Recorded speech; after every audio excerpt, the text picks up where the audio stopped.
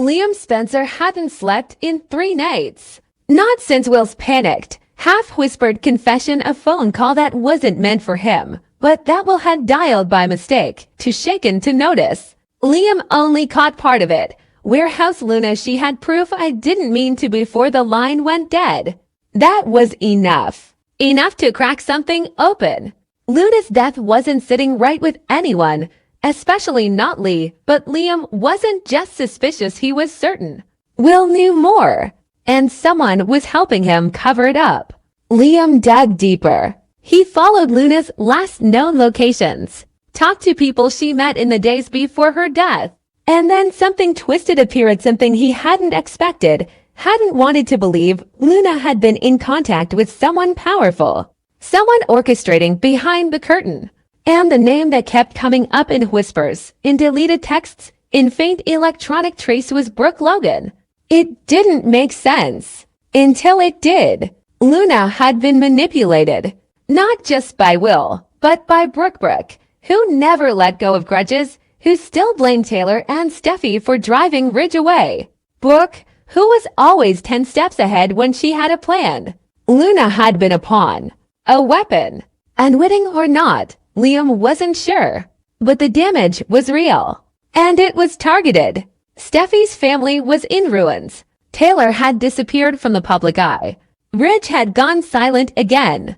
And Luna, dead. It all came back to one motive, revenge. Liam took it to Baker. The chief didn't blink when Liam laid it all out. Luna's fake redemption story, the drive that never surfaced, the pill bottle planted, the suicide staged, Brooke's potential role, and Will's collapse under guilt. Baker listened, and then made the call. "Bait. We lure the real puppet master out," Baker said. "Someone's pulling strings. If it's Brooke, we need her caught in the act. No leaks. No phones. No room for error." Liam agreed. A fake meeting was set. A text sent to Luna's old burner phone, still active, still monitored. The message, "We have the rest of the evidence. Tonight. 1 p.m. Same place. No one else." They used a voice modulator. It sounded real. Dangerous. Urgent. Liam would be the bait. Alone. Wired. Covered by a full team. Baker's men would be stationed within range. Cameras. Body armor. Extraction plan in place. It was airtight. Until it wasn't. Hope Logan hadn't meant to snoop. But Liam had changed. Restless. Distracted. His laptop was still open when he left the house. The messages from Baker. The files. The surveillance photos of her mother. Hope's hands shook as she clicked through each one. Brooke. Ridge. Will. Luna. Then she found the meeting plan. The time. The place. The trap. And the target. Brooke Logan. Her mother. Hope's mind went blank. Her heart pounded. She couldn't believe it. Wouldn't. Brooke wasn't perfect. But murder. Conspiracy. Manipulation. No. She picked up her phone. Dialed Brooke's number. "Mom, are you alone?" Brooke already knew. She had been watching Liam from the start. Will's breakdown had spooked her. She had doubled down, deleted messages, rereaded phone trails, shut down anything that could point back to her. But Liam, he was dangerous. He wouldn't let it go. And now he was leading Baker straight to her doorstep. She paced the living room, listening to Hope's voice over the phone. "They're setting you up. You need to leave, Mom." Right now, Brooke didn't answer. She was already picking up her coat. 11:04 p.m. The warehouse was silent. Dark. The wind howled through broken windows. Liam stood alone in the center. The wire under his shirt buzzed faintly, feeding audio to Baker's team half a block away. He waited. Steps echoed from the far side. A figure emerged. It was not Brooke. It was Luna. Alive. Or someone who looked terrifyingly like her. Liam's eyes widened. I came back," she said, stepping into the light. "But you're dead," she smiled, soft and eerie. That's what they wanted. The voice wasn't quite right. The movements were off. Her skin pale, like it had never seen sun. Liam reached for the wire, but something was wrong. His hand burned. The wire was dead. Jammed. Interference. He was cut off. Luna, that's who she really was, moved closer. You shouldn't have come alone. I didn't, he said, bluffing. They're outside. No, a new voice said behind him. He turned. Brooke. Dressed in black. Calm. Cold. No trace of the radiant woman who once wore white on wedding altars. Only precision. Calculation. Fury held together by lipstick and control. You were always the one who ruined everything, she said quietly. Always the one pulling Ridge away. Always the one whispering in Steffi's ear. Always the hero. Liam shook his head. Brooke, what is this? You never knew how to shut up, she snapped. You're like your father. Too self-righteous. Too noisy. Liam took a step back. This is crazy. No, Brooke said. This is justice. She pulled the gun. Luna stepped aside. Liam didn't even have time to speak before the first shot rang out. Back at police headquarters, Baker lost signal. The feed was cut. Communications dead? Move in, he ordered. His team stormed the warehouse 3 minutes too late. Liam lay on the floor, blood spreading across his chest, eyes fluttering, still breathing. Barely. No sign of Brooke. No Luna. Just an echo. A whisper. She'd do it again. Brooke's car sped through the hills. Her phone buzzed. It was Ridge. He had finally returned. He had a ring. And a question. Brooke wiped the blood from her cheek with the back of her hand and smiled. Everything's ready, she said, and hit accept. For years, Taylor Hayes had lived her life between returns and retreats, returning to Ridge, retreating from heartbreak. But this time, something changed. It didn't happen with a grand gesture or a thunderous moment. It started in silence. In the early mornings when she opened her eyes and didn't immediately reach for her phone to check if Ridge had called. In the quiet evenings when she didn't wonder what Brooke was doing or whether Ridge might show up at her door. The ache had dulled. The pattern had broken. And into that quiet, something stronger had started to grow. Peace. Not passive peace, but deliberate, earned, built. Taylor poured herself into her work. Not to forget Ridge, but to remember herself. She reopened her clinic's trauma unit, expanding programs that had long sat underfunded. Veterans, single mothers, burnout cases from Mia. She wasn't just treating symptoms anymore. She was rebuilding lives. It was through one of these new programs that she met him. A philanthropist. Private. Steady. His name yet unnamed to the public surfaced in anonymous donations to the foundation she worked with.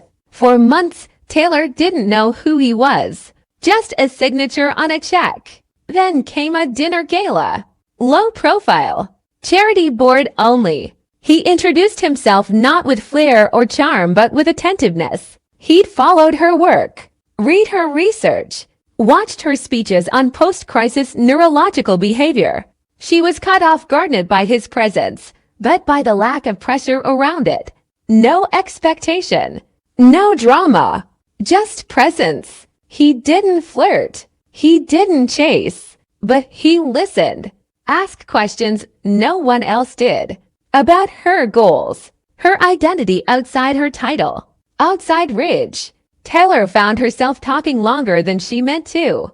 She expected to pull back the next day, to shield herself the way she always did when anyone approached with potential. But she didn't. For once, there was no need. He wasn't trying to save her. He wasn't trying to win her. He just saw her. She wasn't used to that. She started seeing him more. Always casually. Always without pressure. Planning events. Co-hosting health initiatives. Sitting beside each other at panels. Working late, yes, but also walking out together into the cool LA night, laughing about funding headaches and insurance politics. He wasn't dazzling. He wasn't dramatic. But he was anchoring. and Taylor didn't realize how much she needed that. And then Ridge came back, just like he always did, unannounced, timed like a storm. This time, it was a return wrapped in remorse. Ridge had traveled, disappeared, to find himself, Heath said in interviews.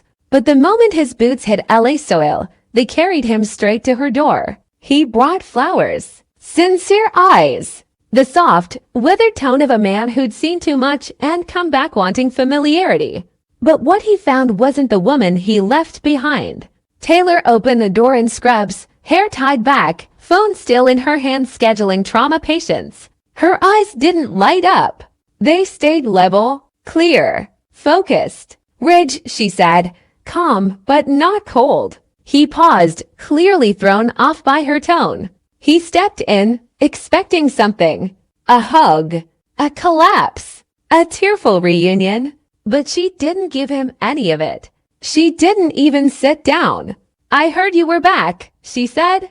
Are you here to see the kids? He blinked. I'm here to see you, Taylor. She nodded. I'm busy. That stunned him more than it should have. For years, Ridge had lived in a world where both Brooke and Taylor revolved around him. He didn't ask for it outright, but he accepted it, loved it, needed it. And now, standing in her office, Ridge was no longer the son. He was a visitor, a reminder. He looked around, suddenly aware of the changes. New files, new photos, a framed newspaper article about Taylor's grant, and beside it, a candid picture of her and the unnamed philanthropist laughing over a medical model. Just one photo. But Ridge noticed it immediately. Who's that? He asked. Taylor didn't flinch. A partner in the new pediatric trauma initiative.